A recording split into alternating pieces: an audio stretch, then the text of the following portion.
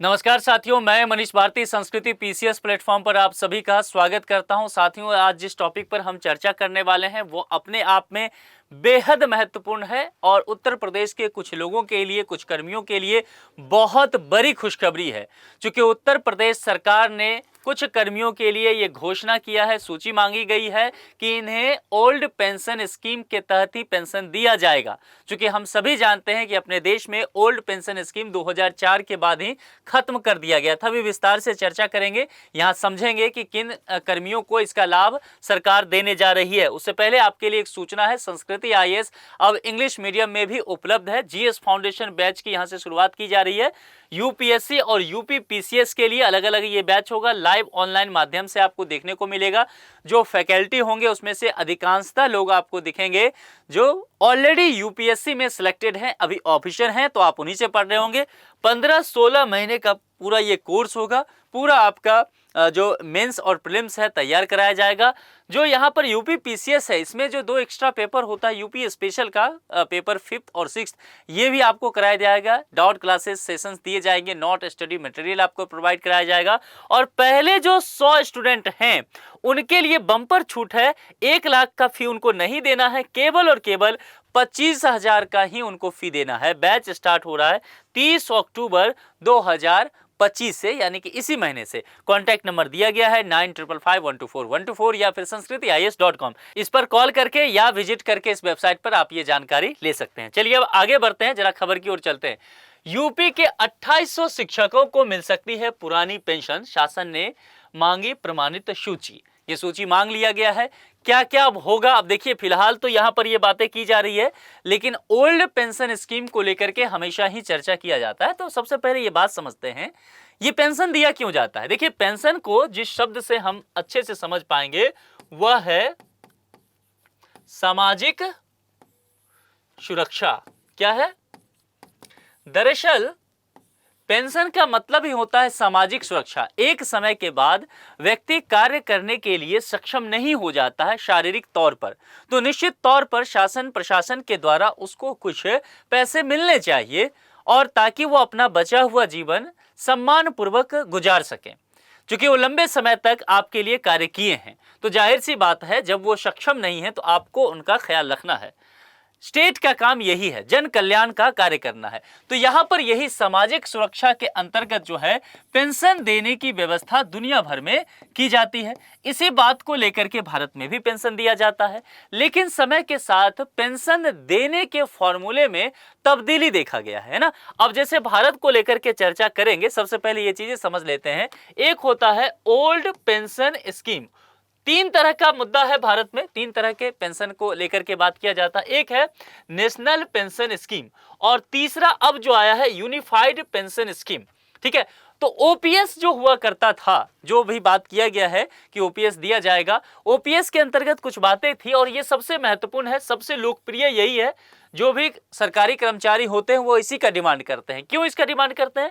क्योंकि इसमें है कि रिटायरमेंट का जब आपका एज हो रहा है, उस आखिरी महीने में आपकी जितनी भी सैलरी रही हो, मान लेते हैं कोई एम्प्लॉई है और उनकी सैलरी 1 लाख रुपया केवल एक ही महीने में हुआ हो, मान लेते हैं 60 साल पुरने वाला हो, आखिरी महीने में जाके, भले एक ही महीने वो लिए हो, तो इसका आपको सीधे और सीधे 50% राशि पेंशन के तौर पर आजीवन मिलेगा। यानी कि 1 लाख का 50% है तो आप 50,000 रुपया जो है आजीवन प्राप्त करेंगे। मामला समझ में आ गया? तो इसीलिए इसे बहुत महत्वपूर्ण माना गया। लेकिन 2000 के बाद, 2004 रख लीजिए, 2004 के बाद जो है इसमें परिवर्तन किया गया। सरकार ने कहा कि यह व्यवस्था नहीं है, चूंकि अर्थव्यवस्था पर इससे ज्यादा दबाव पड़ता है, और उसके बाद नेशनल पेंशन स्कीम लाया गया। नेशनल पेंशन स्कीम के तहत यह कहा गया कि जो भी जिनकी भी नियुक्ति हो रही है और जो नियोक्ता है, ये दोनों कुछ कुछ राशि जो है देंगे। यानी कुछ परसेंट आपकी सैलरी से कट जाएगा, और जो कटेगा उसके बदले कुछ परसेंट सरकार भी देगी। वो इन्वेस्टमेंट आपका चलेगा, मतलब आप उसे रख सकते हैं, और जब रिटायरमेंट होगा उसके कुछ टर्म एंड कंडीशन है वो आप निकाल सकते हैं। यानी कि ये सिस्टम पूरी तरह से खत्म हो गया। तो ये नेशनल पेंशन स्कीम इसी तरह से आया। इसका भारी विद्रोह हुआ। जो सरकारी कर्मचारी हैं उन्हें कहना शुरू कर दिया कि हमारे साथ दरअसल ये छल है, है ना। और सामाजिक सुरक्षा इससे हमारी अक्षुण्ण नहीं हो सकता है। इसके बाद विभिन्न राज्य सरकारों ने ओल्ड पेंशन स्कीम की तरफ जाना शुरू कर दिया, है ना। कई राज्य देखेंगे जिन्होंने वापस से ओल्ड पेंशन स्कीम ही अपने कर्मचारियों के लिए अपना लिया।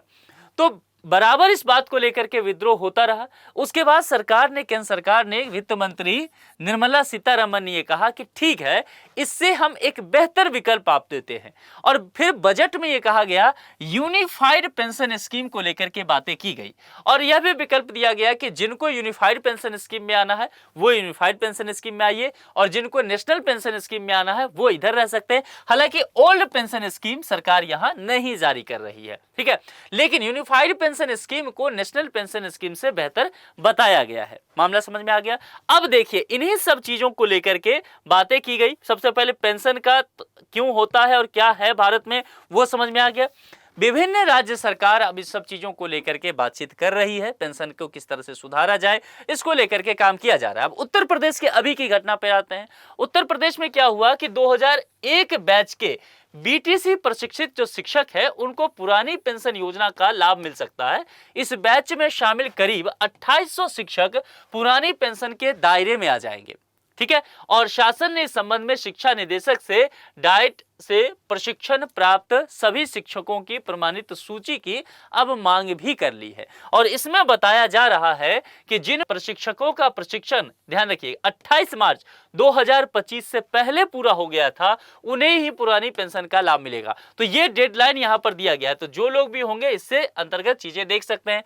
वहीं जिनका प्रशिक्षण 28 मार्च 2005 के बाद हुआ है उन्हें इस योजना का लाभ नहीं मिलेगा, यानी कि वे ओपीएस ओल्ड पेंशन स्कीम के तहत नहीं आएंगे, उन्हें एनपीएस नेशनल पेंशन स्कीम या अब जो यूनिफाइड पेंशन स्कीम है इसके साथ चलना होगा। मामला समझ में आ रहा है। अब देखिए, इस मुद्दे को थोड़े से और समझिए। कहा गया कि बीटीसी 2001 बैच की लिखित प्रवेश परीक्षा जो 28 अप्रैल 2002 को हुई थी, जिसका परिणाम 3 जुलाई 2003 को घोषित हुआ था। इसके बाद काउंसलिंग पूरे होने पर प्रशिक्षण शुरू हुआ और अंतिम वर्ष की परीक्षा के साथ 11 जनवरी 2005 को प्रशिक्षण पूरा हुआ। इस परीक्षण का जो प्रशिक्षण हुआ था, ट्रेनिंग हुआ था, इसका जो रिजल्ट घोषित किया गया वह 6 फरवरी 2009 को घोषित किया गया था, जिसके आधार पर शिक्षकों ने परिषदीय विद्यालयों में सहायक अध्यापक पद पर कार्यभार ग्रहण किया था। तो यहाँ पर यही बातें की जा रही है कि भले यहाँ जो अंतिम परिणाम है उसको आने में देरी हुआ था, लेकिन परीक्षा वगैरह की प्रक्रिया जो है वो पहले ही यहाँ पर पूरी कर ली गई थी, तो इसके आधार पर इन शिक्षकों को इसका लाभ मिलेगा। लेकिन यहाँ पर एक बात समझ लीजिए, ये प्रश्न आगे बढ़ेगा, ये मामला यहां तक नहीं रहेगा, क्योंकि पिटारा एक बार खुल चुका है। जिन स्टेट में आपने पहले भी देखा है कुछ कर्मचारियों को ओल्ड पेंशन स्कीम के तहत लाया गया, धीरे धीरे देखा गया कि उस राज्य में तमाम कर्मचारियों को ओल्ड पेंशन स्कीम का लाभ दिया गया। कई राज्य ऐसे हैं जिन्होंने अपने यहां पूरी तरह से ओल्ड पेंशन स्कीम को ही अपना लिया। तो क्या उत्तर प्रदेश उस दिशा में आगे बढ़ने वाला एक स्टेट होने वाला है? क्योंकि उत्तर प्रदेश में देखा जाए तो 2027 में विधानसभा चुनाव है और उत्तर प्रदेश का विधानसभा चुनाव निश्चित तौर पर केंद्र सरकार और राज्य सरकार के लिए बेहद महत्वपूर्ण है जीतना। तो इस लिहाज से यह भी चर्चा चल पड़ी है कि अभी शुरुआत है, क्या यहां से यह हो सकता है कि विधानसभा चुनाव 2027 आते आते उत्तर प्रदेश के तमाम कर्मचारियों को ये राज्य सरकार पूरी तरह से अडॉप्ट कर ले कि हम ओल्ड पेंशन स्कीम के तहत ही जाएंगे। आपको क्या लगता है? अपने विचार कमेंट बॉक्स में लिख करके बता सकते हैं। आज के लिए इतना ही। जुड़ने के लिए आप सभी का बहुत बहुत शुक्रिया। Thank you so much.